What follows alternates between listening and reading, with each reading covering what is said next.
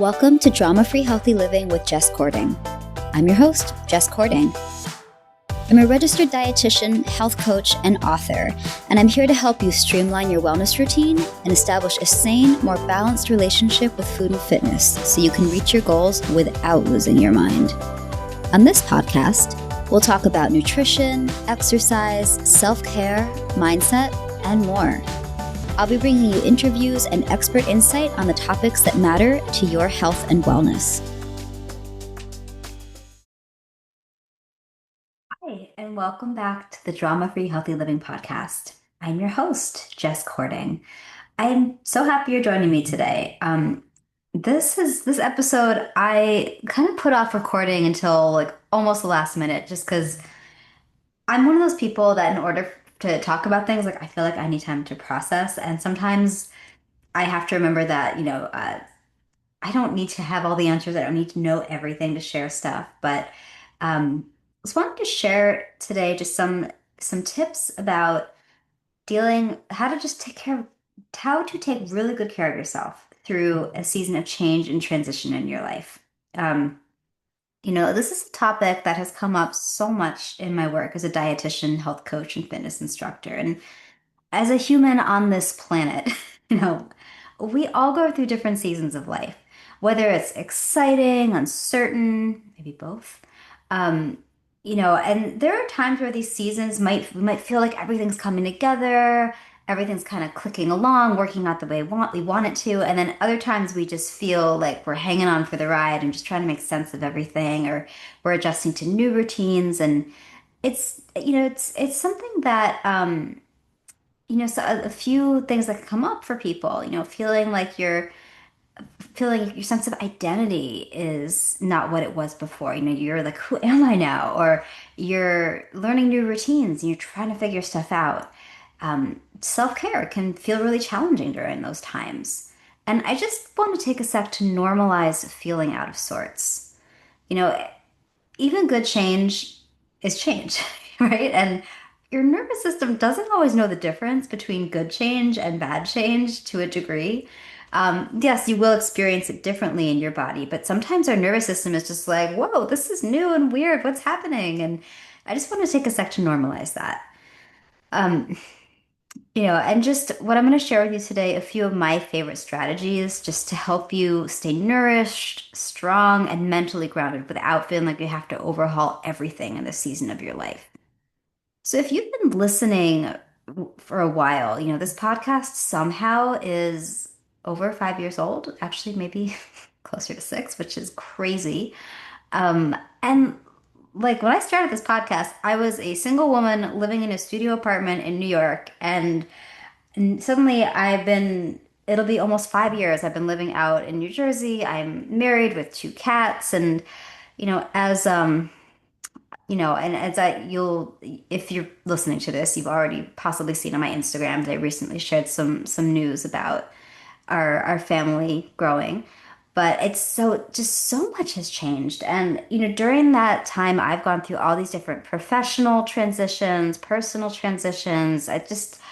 Especially the last few years, and the last few months, really, like, there's, for those of us who are out there in the podcast world, in the social media world, the business world, like, there's this sense of needing to be mindful of your public persona or what you are putting out there. And as someone who's also a licensed healthcare provider, I'm always trying to be thoughtful of if one of my clients or patients like comes across, something I'm sharing out there and, in my social media, in a podcast episode or something I'm saying in an article or even in my books, I'm always keeping that in mind. Like, how is that going to affect someone else? And of course, my ego is like, well, what are they going to think of me if I share that? I think that's just, but I'm often looking through that lens of what's helpful to share, what's not helpful to share. And oftentimes that means that I just keep a lot to myself about my personal life. And I think that to a degree that can be healthy. I also think just as a human, we need time to process what we're going through and to live, and we don't have to tell everybody everything. But, I've gotten questions along the way from different people over time, and as I've shifted my work life and have a little more freedom to share things, I do want to let you guys in on, some really awesome stuff. But, you know, sometimes I will say as I'm recording this, I'm going through a massive season of change.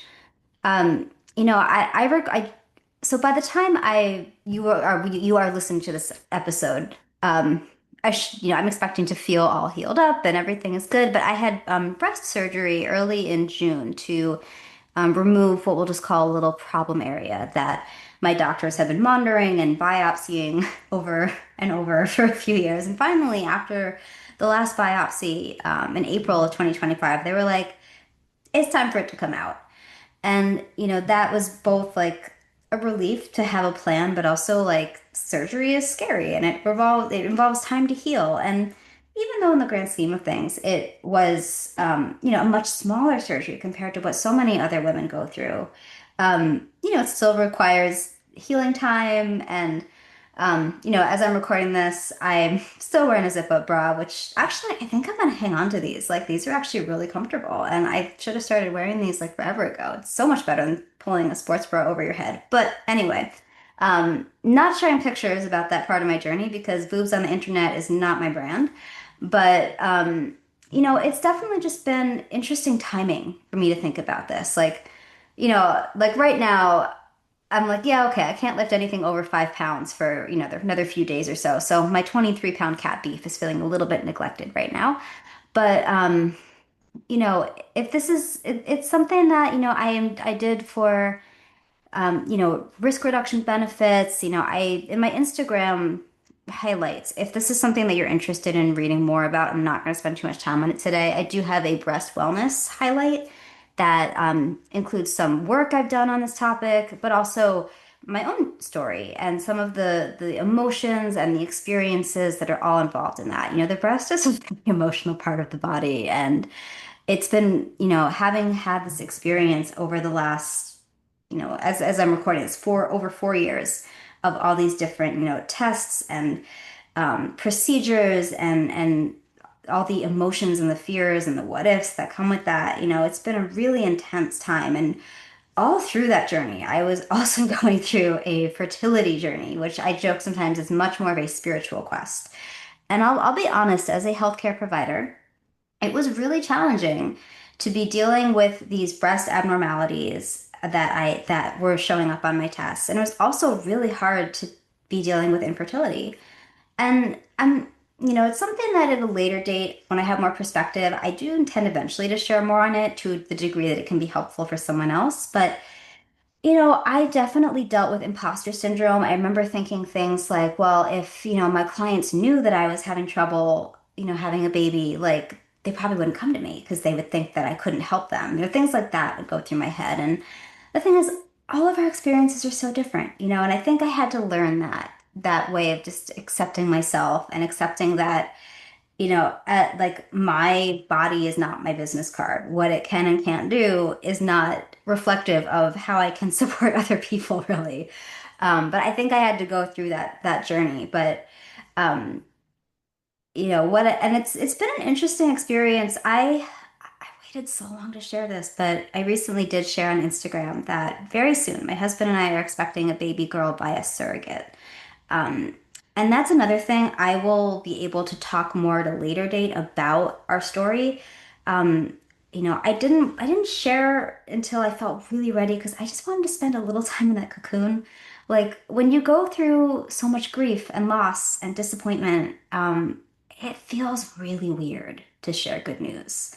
Um, and also, when we're talking about something that is less conventional, not as understood, I think there was a side of me that was scared of being judged. And I think after going through the experience of knowing I was going to be having surgery, I stopped caring and I just wanted to focus on being healthy and present and mentally strong for this little girl.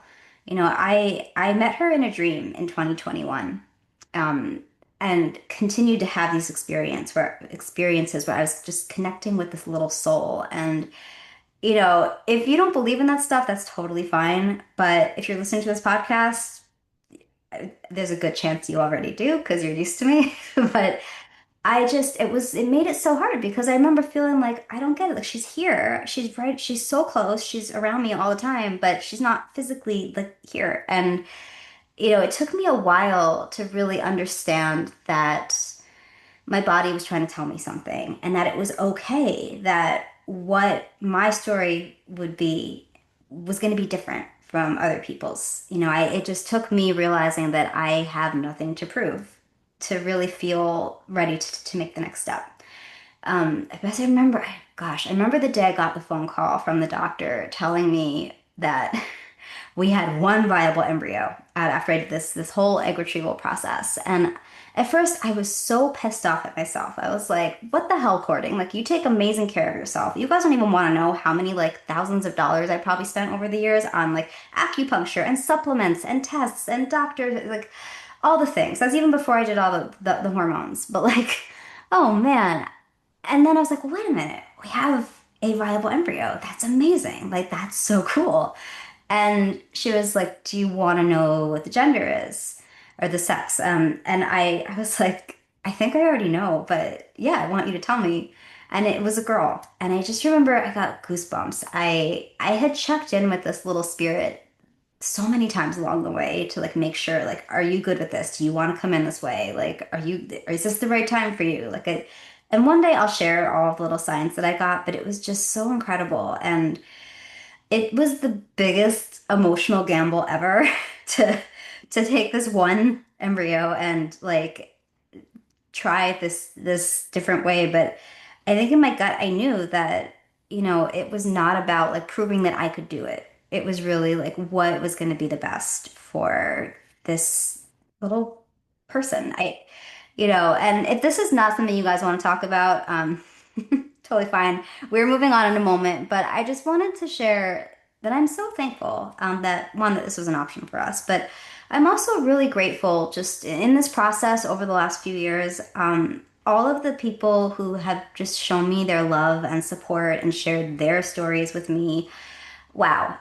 It's one of those weird silver linings I never expected to encounter. And I am just so grateful that that was something I got to experience. Just really just human connection and women supporting women. And wow. And even as we've told friends and family, and now shared with the internet about our surrogacy journey, the little bit that we've shared, it means a lot to me that so many people have been kind and supportive.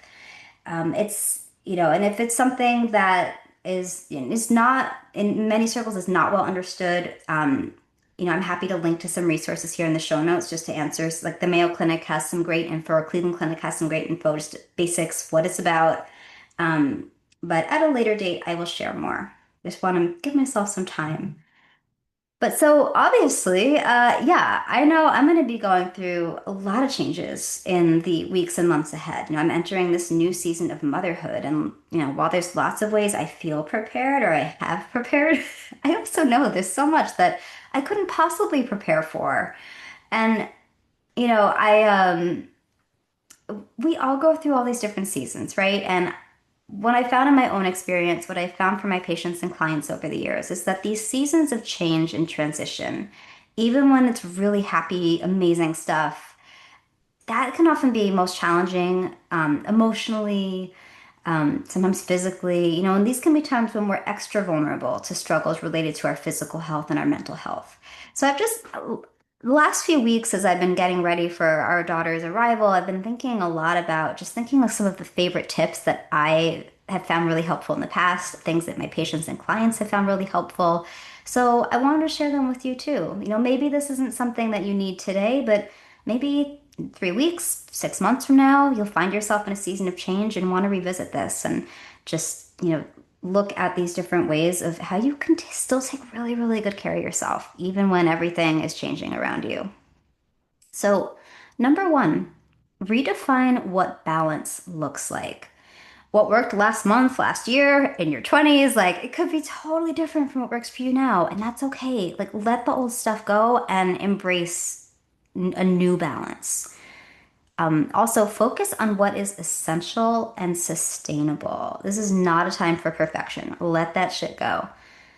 A question I really like to ask during times like where, big transition times is questions like, what helps me feel most like myself right now?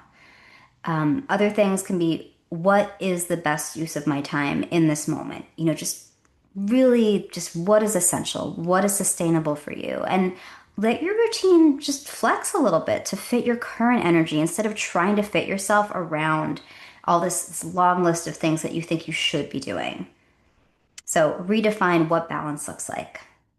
Number two, keep nutrition simple and supportive.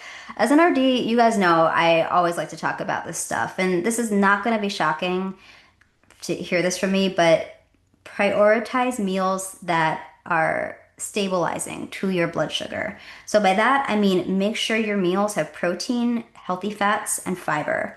This helps keep our blood sugar more stable, which is essential for our energy, our mood, just day-to-day body function. So definitely pay attention to having that balance of nutrients when you're eating. And also lean into easy, repeatable meals. Like you don't have to come up with new stuff all the time. I sometimes I'm going through a phase right now where I'm not posting as much food content on Instagram because I just feel like I'm eating a lot of the same things because I've just been like, just sometimes we go through phases where we just can't think about creative stuff, and that's fine. Like when my dad was sick, for months I lived off of like salad and frozen vegetables and yogurt bowls and tons of sardines and slow cooker chicken, and that was kind of it. Like I threw avocados on stuff, and that was kind of like there was not much variety happening because I just couldn't get my head around it. So if you're that's where you're at right now, like give yourself permission. In my world, when I need things that are just easy, I do a lot of like sheet pan meals, smoothies, still love my yogurt bowls and salads. I love the whole nourish bowl trend, where you've got like your greens and your protein and your healthy fat. You've got maybe some grains in there, some other cooked veggies. So I'm really into that stuff. So just tap into what's easy and that you can make over and over.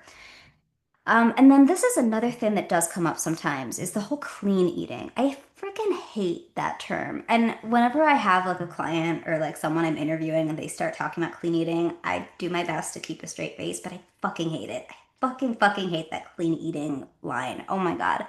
Um, what I do like is talking about fueling your body, fueling your mind, fueling your body.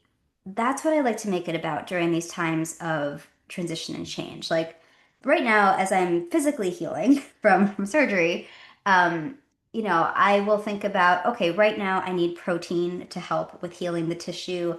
I need zinc to support immune system function and wound healing. I need vitamin C for the same purpose, antioxidants.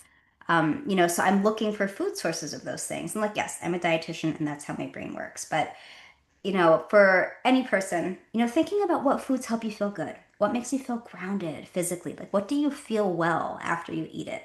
So I would invite you to think about that, then think about, trying to quote unquote eat clean, because that's what, you think you're supposed to do.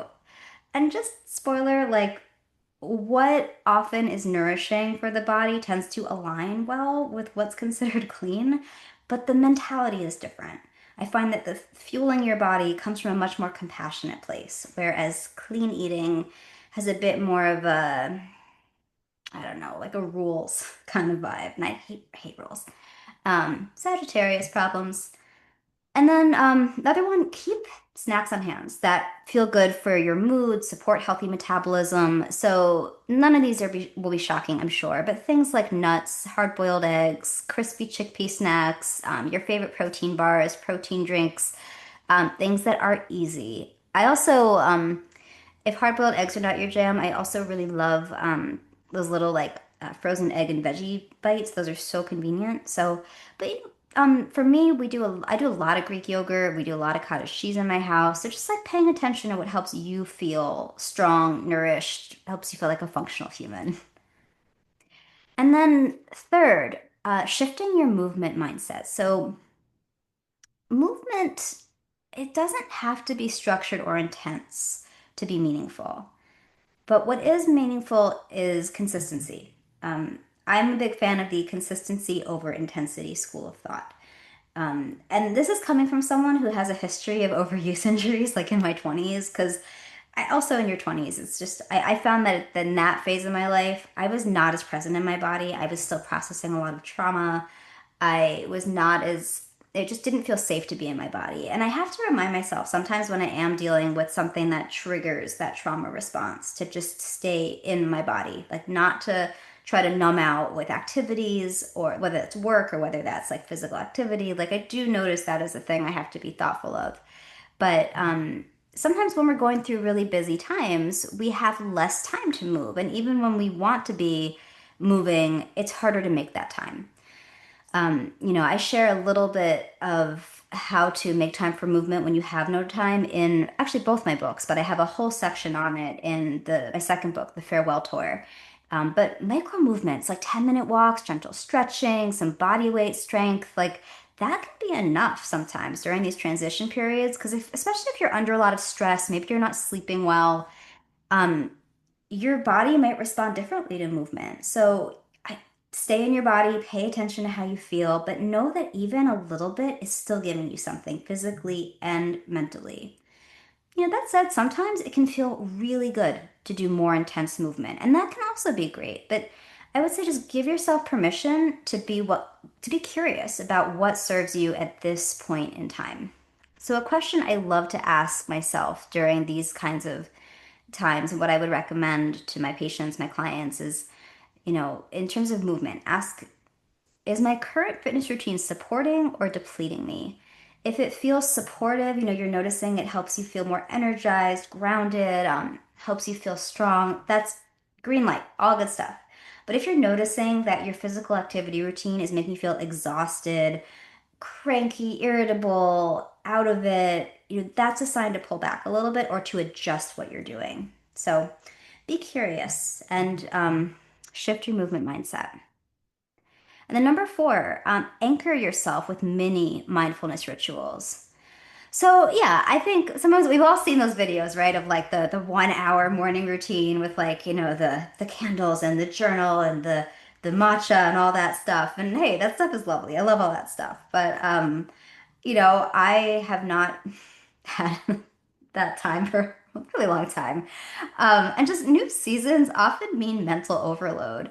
Um, so, anchoring ourselves with small, repeatable habits can be really helpful for just helping us stay grounded in our day. So, just a few examples. That could be morning breath work, or even like taking a deep breath when you first wake up.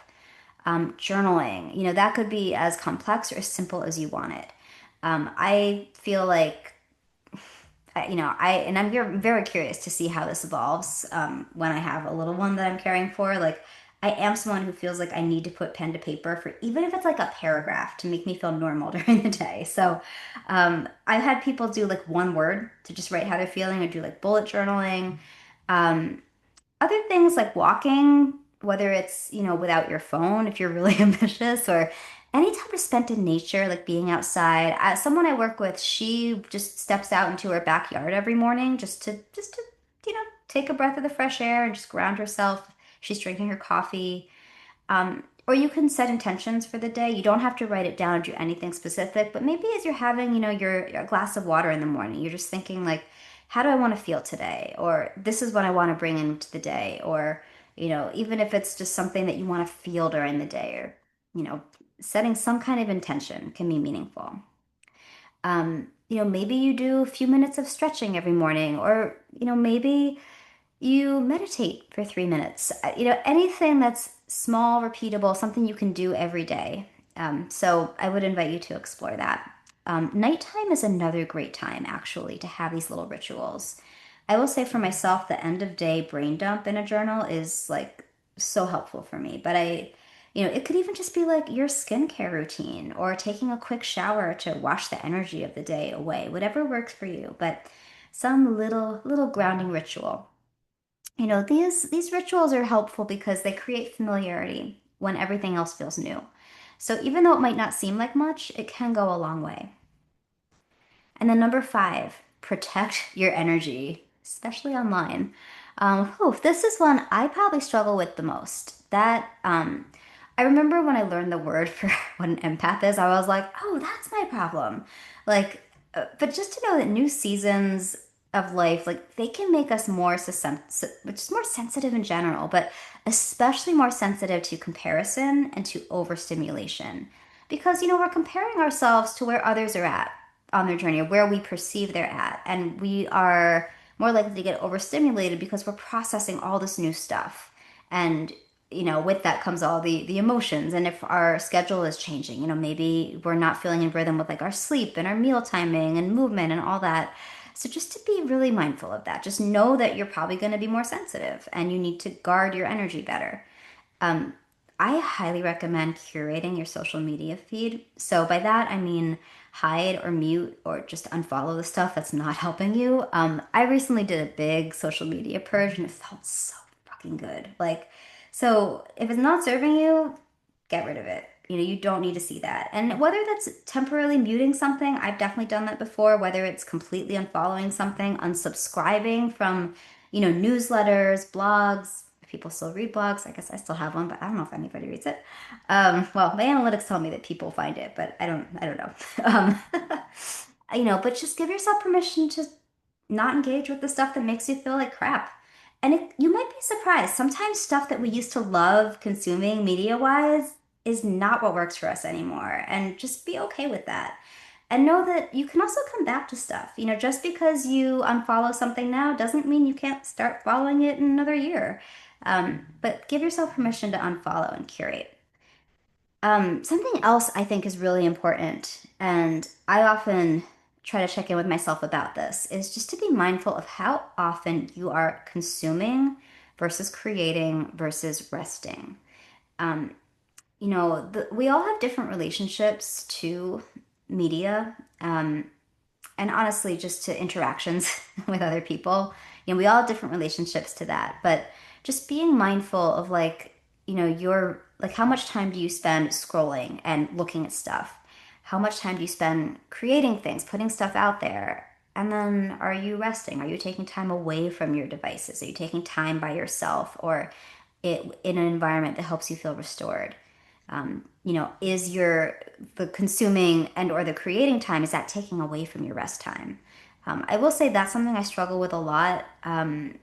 I am probably always going to be working on learning how to rest, but keeping that balance in mind and knowing that when we are overstimulated, it is really easy to get sucked into over consuming or over creating and not resting enough.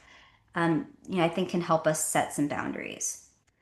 And on the note of boundaries, just be really clear with yourself about what and who gets your energy.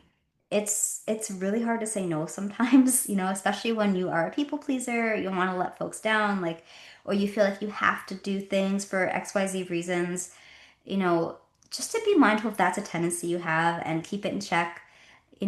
Something people tell me a lot, because having shared now that, we are expecting a daughter, people have been giving me some advice. Most of it is great advice, by the way, like that. So thank you for that. There's always the odd thing where you're like, whoa, that person doesn't know me at all. But I think something that comes up a lot is using like how your time is measured differently. And whether that's related to children or whether that's related to something else that you really care about in your life. Whenever we're saying yes to something, we're saying no to something else usually to make time for that thing we're saying yes to. So be super clear with yourself about what is and is not worth your time and your energy. So just to recap, the 5 tips that I want to share with you that I think are really helpful for taking really good care of yourself when you're going through a season of change are to redefine what balance looks like. Keep nutrition simple and supportive. Shift your movement mindset. Anchor yourself with mini mindfulness rituals and protect your energy, especially online. And listen, like, you don't need to be thriving to be growing. We all go through seasons where we feel like we're a hot mess, and that's part of being a human on this planet. So I would say give yourself some grace. Self-care during a transition phase, it's not about mastering it. It's really about supporting yourself through it. And all seasons are temporary. So if you are feeling challenged and stretched and you're not so sure about the one you're in, just know that another one is coming. So, look for, if it helps you to look for the lessons in the current season, if it helps you to take stock of all the things you're grateful for right now, to remember the fact that, right where you are right now is probably where you once really wanted to be a really long time ago and didn't think you could ever get to. Like, whatever you need to do to remind yourself of that, but just be kind to yourself. So I would just invite you to take one step today that supports where you are now, not where you used to be, not where you think you should be. And so, lastly, just want to share that I am going to be taking some time off to be present with my family this summer, but I do have a bunch of content scheduled for you on this podcast and on social media into the summer, even into fall. I'll be popping in real time here and there, mostly on Instagram and my Substack. So, if you're not already connected with me on there, but you want to stay in touch, please, do so. I'm going to have the links below in the show notes, but I'm very easy to find on Instagram at Jess Cording, all one word. And my Substack is jessicacording.substack.com, which is my What the Fuck to Eat Substack. So if you want to join us there, I would love to hang out with you. I've also got some offerings coming up in the fall. I'm really excited to share more about soon. So yeah, stay tuned. If you know somebody who would benefit from this episode, maybe they're going through some big changes or they're getting ready to go through some big changes, I would invite you to pass this along to them if you think that it would do them some good. It means so much to me when you guys tell me that you shared my podcast with someone or that someone sent my podcast to you and you found it useful. If you like what you hear, please consider leaving a 5-star review, subscribe, share with your friends. It means so much to me that you guys take the time to be here and listen. I couldn't do this without you. So, thank you all so much for your time, your energy, your support. Hope you have a wonderful day, and we'll talk soon. Thank you for listening to Drama Free Healthy Living with Jess Cording. We'll see you next time.